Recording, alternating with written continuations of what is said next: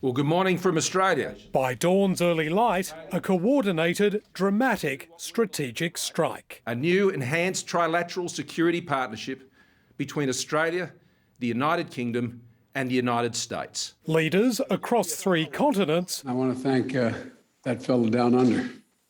Thank you very much, pal. Appreciate it, Mr. Prime Minister. Unveiling the biggest shift in this country's defence posture in decades. Australia is one of our oldest friends, a kindred nation, and a fellow democracy and a natural partner. And one that's been invited to join an exclusive nuclear club. The first major initiative of AUKUS will be to deliver a nuclear-powered submarine fleet for Australia. A top-secret submarine plan 18 months in the making, driven by fears of a rapidly growing military power in this region. The relatively benign security environment that Australia has enjoyed over many decades in our region is behind us.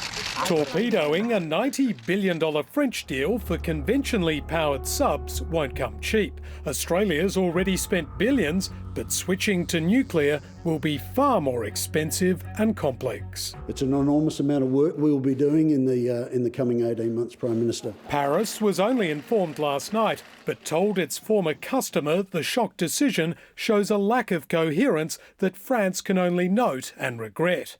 Labor too was briefed yesterday and is giving qualified support. That there be no requirement of a domestic civil nuclear industry. There be no acquisition of nuclear weapons. This agreement would be compatible with the Non-Proliferation Treaty. This is a dangerous move that will make Australia less safe by putting floating Chernobyls in the heart of our major cities. This is about propulsion.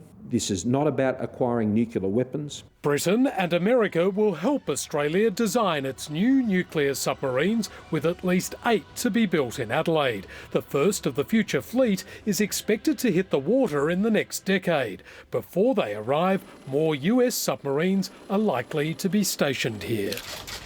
Unlocking its nuclear technology secrets is not something the US military machine does lightly. In fact, it's only happened once before, so there can be no turning back once that vault is flung open. Now, more than ever, Australia is tied to this security alliance with all the advantages that brings, and the baggage too, in a neighbourhood bristling with tensions and rivalries. Andrew Green, ABC News, Canberra.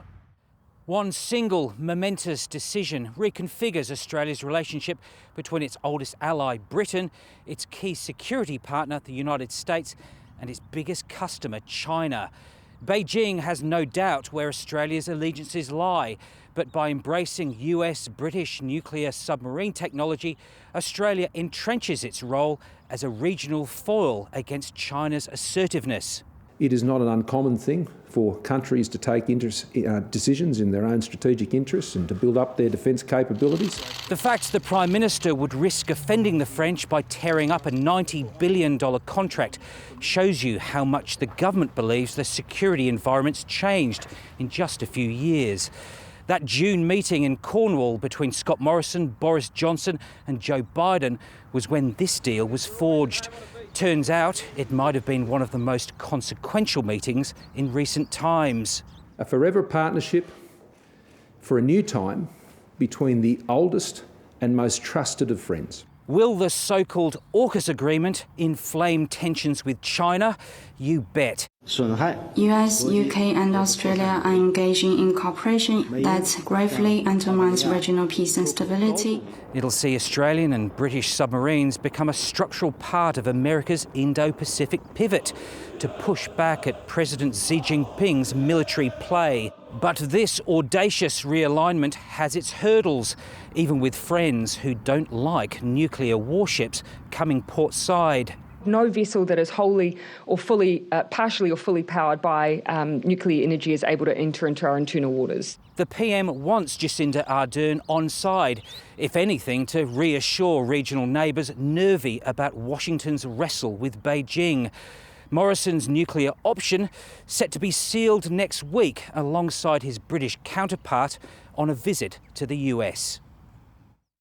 At least 8 of the subs will be built in South Australia. Stacey Lee is in Adelaide tonight. Stacey, how have people there reacted to the idea of nuclear-powered vessels being built in their city?